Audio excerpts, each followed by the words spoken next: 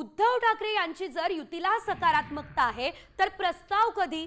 अन्यथा मराठी माणसांसाठी एकत्र येण्याची वेळच निघून जाणार आहे। राज ठाकरे आणि उद्धव ठाकरे हे एकत्र येण्याच्या चर्चेवरून मनसे नेत्यांचं हे मत आहे। शिवसेनेने काँग्रेस आणि राष्ट्रवादी बरोबर आघाडी करताना भाषणातून प्रस्ताव दिला होता का? महाविकास आघाडी करताना तुम्ही कार्यकर्त्यांना नगरसेवकांना विचारलं होतं का, असा सवाल उपस्थित केला जातोय।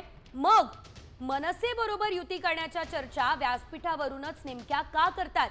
महाविकास आघाडी गुप्त बैठकांमधूनच केली होती, मग मनसेच्या गुप्त बैठकांवर इतकी आगपाखड का, असा सवाल देखील आता उपस्थित केला जातोय।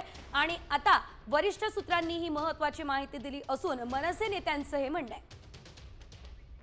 अधिकची अपडेट आपण घेऊयात आमच्या प्रतिनिधी वैदेही काणेकर यांच्याकडून। वैदेही, आपण वारंवार बघतोय युतीची चर्चा होतीये, मात्र ठाकरे गट प्रस्ताव पाठवत नाहीये असं देखील बोललं जातंय। नेमकं काय घडतंय? का ही युती रखडली आहे?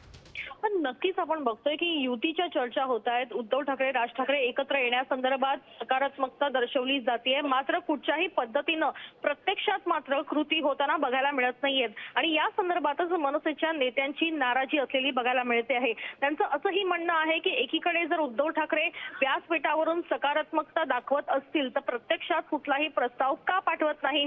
कारण याच्या आधी देखील उद्धव ठाकरे यांच्यासोबत मनसे जाणार असल्यामुळे त्या ठिकाणी निवडणुकांसाठी मनसे पूर्णपणे तयारी करत होती, मात्र ऐन टायमाला उद्धव ठाकरे यांनी युती केली नसल्यामुळे मनसेच्या नेत्यांची नाराजी मोठ्या प्रमाणात होती। दोन अनुभव गाठीशी असल्यामुळे आता तिसऱ्यांदा मात्र अशा पद्धतीची कुठलीही भूमिका घेऊ नये असं देखील मनसेच्या नेत्यांचं म्हणणं आहे। आणि त्यामुळे जर व्यासपीठावरून उद्धव ठाकरे जर सकारात्मकता बोलतील तर त्यांना खरंच इच्छा असेल तर त्यांनी तसा प्रस्ताव पाठवावा। कारण महाविकास आघाडी जेव्हा स्थापन केली त्यावेळेस मात्र कुठच्याही पद्धतीनं जे नगरसेवक आणि कार्यकर्त्यांना विचारणा करण्यात आली नव्हती, तेव्हा थेट निर्णय घेतलेले होते। मग आता अशा पद्धतीनं थेट निर्णय का घेतले जात नाहीयेत, का हा दिखावा केला जातोय, असा देखील संदर्भ त्यांनी व्यक्त केलाय।